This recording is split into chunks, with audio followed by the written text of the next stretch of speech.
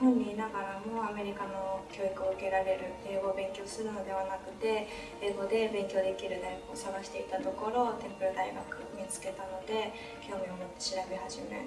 で、かつ専攻を後で変えられるっていうことで、まだ進路が明確じゃなかった私にはすごくいい大学だなと思って決めました。TUJ には本当にさまざまなバックグラウンドを持った学生がすごく多くいて、それは国籍とか出身がさまざまっていうことだけではなくて、本当にそれぞれが自分の能力を生かしながら大学で勉強しながらまた自分がやりたいことをやっているような、例えば社会に出てからもう一度大学に入った方もいますし、すでに起業していたりとか、アートの学生だと個展を開いたりとかっていうように、本当に自分の能力をフルに使っている学生が多いことが私にはすごく魅力です。アートのクラスでは本当に1クラス10人とか15人とかすごく少人数なクラスであることも特徴で好きなところなんですけど、教授との距離が近いので本当にクラスの中で1対1で話せる機会も多くありますし、教授自身も大学で教えている傍らで自身が画家だったりとかキュレーターだったりとか作品作りをまだされている先生たちも多いので、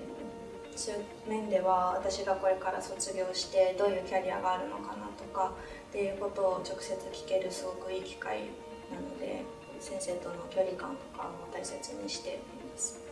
アート学科を専攻に決める前にコミュニケーションを専攻にしていたんですけど、コミュニケーションを選んだ理由としては広報とかメディアの仕事に就きたいっていうのが漠然とあったので、最初はコミュニケーションメジャーだったんですけど、コミュニケーションメジャーだと幅広くジャーナリズムであったりとかのことを学ばなければならなかったっていうのと、あともう一つ自分がもっとアーティストの立場に立ってアートに近い目線でこれから仕事なりしていきたいなっていうのを見つけてからは、アート学科にしようと思ってアート学科に変えて、今は本当に写真とか油絵とか本当にさまざまなことをアーティストとしてやっています。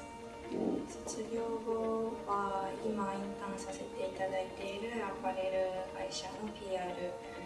か、または、広告会社に迷っているところです。アパレルで今インターンさせていただいているところは、MD っていうチームの本社と、あとは販売の経験もどちらもさせていただいていて、販売で直接お客様と会話をして商品に触れてっていう仕事と、本社でそれらをコントロールする仕事、どちらの方が自分に向いていてやりがいがあるかなっていうのをすごく今考えているところです。今までヨーロッパにいたことが一度もなかったので、学生でいるうちにヨーロッパっていうのを見てみたいなっていうのと、あとはイタリアがアートでも有名な街なので、アート学科の学生として向こうで、そういうのを学びながら直接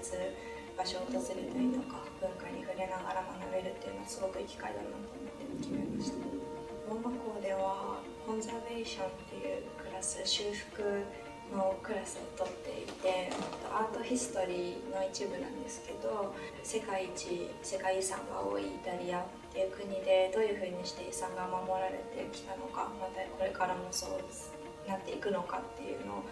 直接現地の修復師さんのもととか、モザイクが修復している場所とか遺産とかに直接出向いて授業をしたんですね。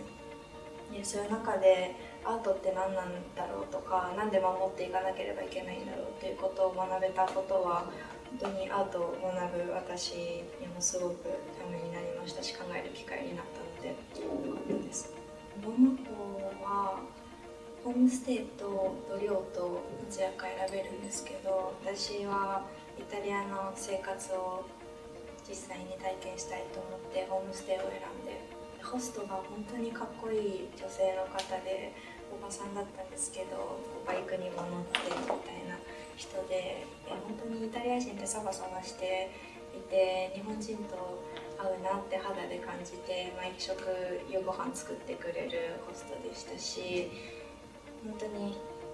ローマで生活できたっていうことが私の宝物になったかなと思います。本当に行きたいって思ったら行くべきだと思います。っていうのも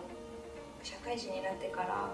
3ヶ月4ヶ月の休みを取って海外に住むっていうことは本当に難しいと思うので、今この機会に少しでも興味が持ってくれたと思いますし、そのために興味があるだったらカウンセラーに相談したりとか、メジャーのコーディネーターに行きたいんだけどいつ行けばいいかなとか、本当に取れるクラスとかも限られてきてしまいますし、タイミング逃すと卒業の時期もずれたりとかしてしまうので、ちゃんと計画的にプランを立てて行くぞってするのがいいかなって思います。